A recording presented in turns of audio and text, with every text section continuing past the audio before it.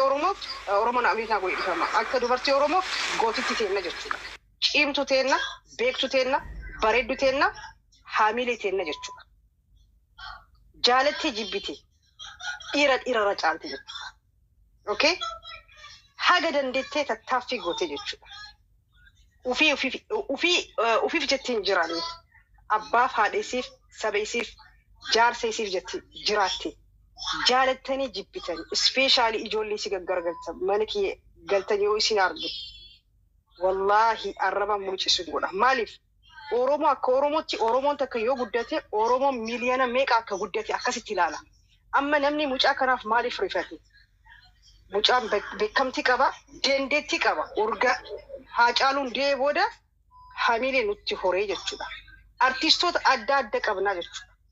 Kanaaf haamilee walii cabsu. Haadhaabnu rakkinna artistoota keessallee yoo jiraate akkuma hayyuu qeeqnu isaanillee qeeqnaa jechuudha. Artistiin takka guddate jedhee artistiin takka haasida akka itti ta'u yoo ta'e akka hawaasaatti finne dhaabbadhu jennaan jechuudha. Warra immoo dubartii ajjeeftan jechuudha. Waliigalaatti alamarraa argaa jirra. Oromoon gootummaan beekame malee dubartii ajjeesaan hin beekamiin jechuun dhugumanii ajjeefte jechuudha. Dhaabbadhaa nurra dhaabbadhaa. Nuti dubartii akka dubartii Oromootti hin falman haqa kennaaf jechuudha. Dubartiin gari immoo jaarsa barbaadde haa ta'u maallaqa barbaadde warra harka dhoyite haqa obboleeyyan teenna alamarra dhoyisaa akka jirtu amman tanallee inni mana hidhaa jira mucatiin teenna duutee jirti dhaatii tiktookarra dhuftee hudduu kiyaasiif achi godha viidiyoo waraabda suuraa isaa waliin biyya nyaadha wallahi akka malee isitti qaanfadha. Osoo qabri keessa hin seeniin akka baga duutee fakkaata. Dubartii Oromoo irra haasidummaa dhiisa. Kabira jaartii namaan janaa janina, jaarsa namaan janaa janina. Kanuma jedhaa itti fufa. Nama biraaf carraa kenna. Okay. Galatoomii. Waan gargaarsaa kana ittuma fufnaa nama kakaasuudha amma nama mari'achuudha. Sambooda koreen ijaarame haala saniin. Nama biyya keessa barbaanne haala saniin kanammoo isaan hin mari'anne osoo hin taane fedhii kan keenya jechaadha. Dhugaan intala kanaa bahuu qaba. Dirqama bahuu qaba dhugaan intala kanaa. Weellisaa keenyas amma namoonni Andu'aalam akkuma nama taraa tokkootti ilaalaa jiru. Sirbi inni sirbe kana osoo sirbuma bilillee jedhamtu san ishuma qofa osoo fudhanne kwaaliti akkamiitiin hojjete sadarkaa muuziqaa istaayilii sanii namni hojjetee iyyuu hin jiru. Takkuma yeroo duraatiif istaayilii kanaan hojjete namni keenya warqii fi yoo kennitee fi humaatti fakkaatu maaliif akka ta'e hin beeku. Amma ani faranjii waliin jiraadha. Fakkeenyaaf biyya kana gaafan dhufu ani waggaa laman maatii faranjii Oromoodhaan osoo waliin arginu waggaa laman jiraadhe maatii faranjii waliin. Ennaa waanuma xiqqoo takka walii bitu jechaadha abaaboo walii bitu. Oo jedhanii walitti maramanii boo'anii ta'u maalidhaa bakka guddaa qabu jechaadha.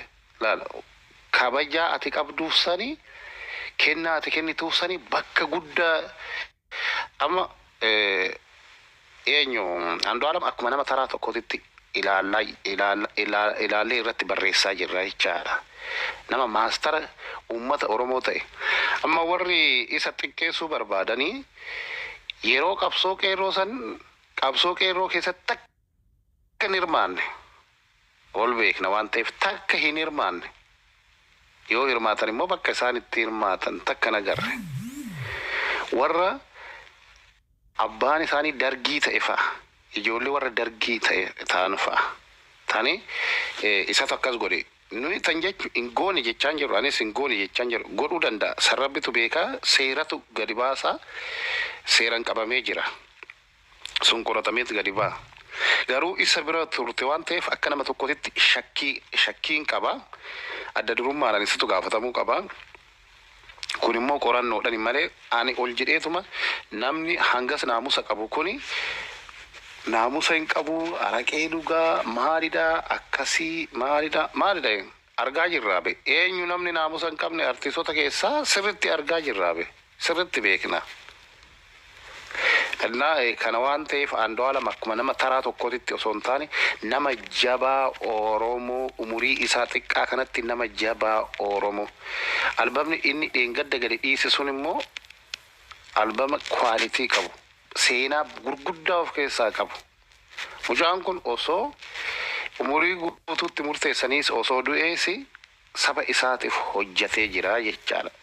Waan inni hojjete kun dhaloonni waggaa 100 booda dhufusi uma argaa jechaadha. Waan inni amma lafa kanarratti saba isaatiif dabarsee too deeme. Akkanumatti akka nama taraa tokkotti ilaaluu hin qabnu. Weellisaadha waan ta'eef wanjala hojjete itti gaafatamuu hin qabu jechaa too hin jiru. Garuu nama kana of eeggannoodhani nama kana kabajaadhani waan akkasiisan osoo irratti barreessine gaariidha. Namuma taraa tokko goone isa takkas godhe hoo jenne kuni nama kashalabbee wayiiti tani akkas godhu. Namni haadha warraa ofii akkana godhu hin jiru. Maraata tokko hoo ta'e malee.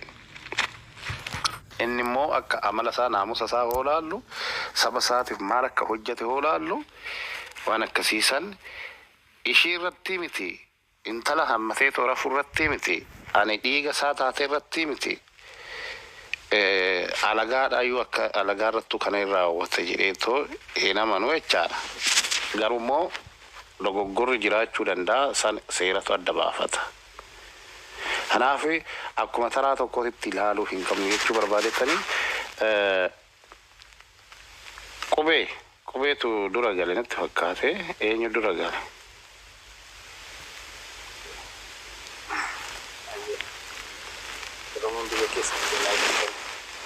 Nagaa qabdu jirtu alaamanni isaa namni maatii waatiin hundi nagaa. Baga nagaan nutti. Baga nagaan nu eegdanii. Okay, ani baay'een haasa'u. Yaada xiqqoo ani haasa'u akka kootti rabbi sirnaa eebbisu. Ulfaadhaa kabaja guddaa qabdu. Egaa seenaas ba'attaniittu galatoomaa isiniin jechuun barbaada.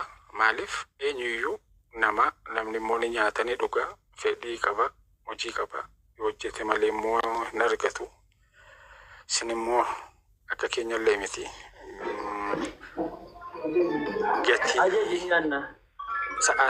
gatii sa'aatii miti gatii guyyaa miti gatii maayikiroo sekendii tokko nurra beektu. Achi keessa teessanii garuu erga guyyaa gaafa taatiin kun uumame isa duras wantoota baay'ee kanaan dura Oromiyaa keessatti kutaalee garaagaraa keessatti ta'aa ture irratti hammam akkatti dadhabaa turte hammamii warri si faana dadhabanillee akka jiran asumaan baay'ee gaariidha. Muuxannoo jajjabeeffamuu qabu. Muuxannootti fuufamuudha isiniin jedha. Ulfaadhaa galatooma. Waliif jirraa anis egaa lakkoofsa lakkaawwachuu miti gaafa akkasii wal cinaa dhaabbachuudha. As keessatti bilis aan ofii koo akka kootiif yaada koo fi waanan keekee waan taazabe namoonni tokko ulfaatina isaanii malee bilis warri sagaleen sin jala jiru so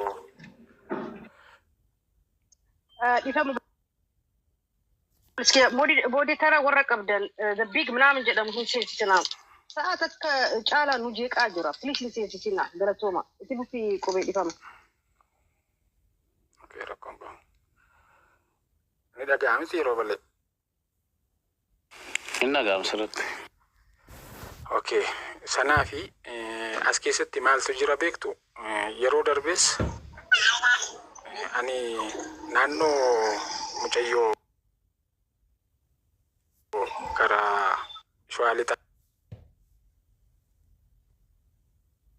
fi gudeedamtee fannifamte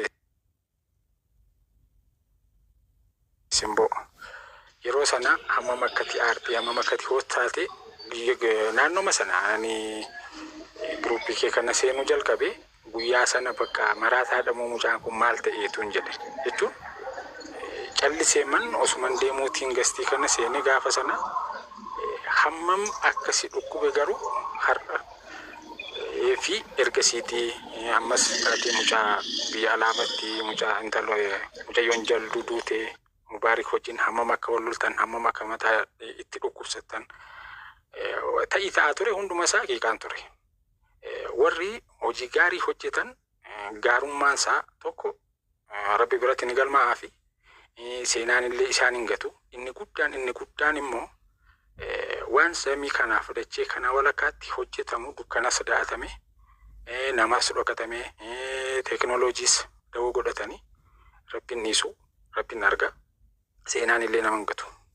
Sanaaf ammallee arbi lamaa yoo wal lole gidduutti kan miidhamu coqorsadha yookiin immoo margadha jedhama. Kun obboleessa keenya kun immoo obboleettii keenya.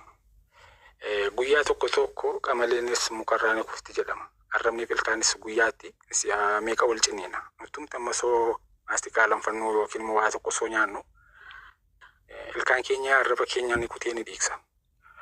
Walitti bu'iinsi hin jiru miti hin jira. Sana anaan mallee akka kootti isadha jechuun danda'u isa miti jechuus hin danda'u. Maaliif hin danda'u? Osoo guyyaa ta'e namni hojii fi dirree garaa garaa ooluu danda'a. Guyyaa osoo lubbuun kun darbe lafa hojiittidha dirqama wal faana deemanii jechuu nama dandeessisa. Halkan garuu muktuurraa fa sa'aatiin sun biyya maatiidha. Bakka garaa garaan jiraatanii lafa tokko waliin jiraatu sun gaaffii namatti uuma. Sanas ta'e kana garuu kan darbeera isheen kanaan booda dhadhaabaqxe argachuu hin dandeenyu.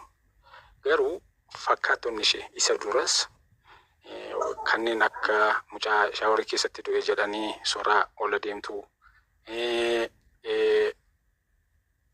meeshaa guddaa isnaayiparaa Oromoo Hacaaluu bakka kanas ni jechuun danda'u. Galmeen seenaa lakkaa'u akkuma sanaa ta'a taanaan har'a nama eenyuun hin ajaa'ibsiifadhu eenyuun illee hin dinqisiifadhu. Dhugaa isinitti himuuf roobalee xiqqeessee guddisee roobalee inni huba miti janan bu'u. Garuu gaarummaa roobaleen qabuun roobalee yoon cimse yoon jajjabees namni isa fakkaatu borullee ka'uu danda'a. An amma isa ilaale waan eddasiiti haamileen keessa qotti biqilte jirti.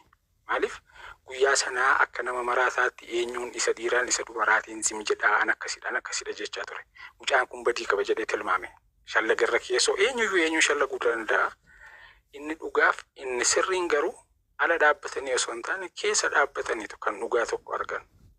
Sanaaf har'allee mataasaa warri kaleessa ganda keessaa hin baane dhaloonni isaanis barnoonni isaanis gandummaa keessa kan jiran har'allee ishee akka nama biraatti isa akka nama biraatti akkasitti wantoonni olii gadi wantoota baay'ee afarsan jiru. Amma fakkeenyaaf 700 jira astii kanarra. 700 keessaatii walqixa ilaalcha sirrii namni isaan lamaaniif qabu hin jiru. Isaan unuuf warqeen harkarraa qaban sibiila fakkaatti jedhama. Unuuf isaan meeshaa waraanaa fakkeenyaaf biyyoonni akka Kooriyaa maaliin oomishan sanaa olidha unuuf. Fakkeenyaaf biliilleen kaleessaa eenyu? Biliilleen kaleessaa immoo har'a immoo eenyudha? Biliillee inni sirbe sun eenyuuf? Kaleessa eenyuuf? Har'a kan eenyuti? Boroo. Isa jedhu akkasitti yoo yaadame dhoksaa guddaa hiikaa guddaa qaba. Galata guddaallee qaba mucaan sun. Garuu maalidha? Akkuma anama fakkeenyaaf qubeen aangilii tokkoon guutuu ta'e yoon argame aangilii biraatiin immoo hir'ina qabaachuu hin danda'a. Eenyuyyuu negatiiv saayidii dhabee miti. Naamusni ni hir'ata. Waan sirriidha.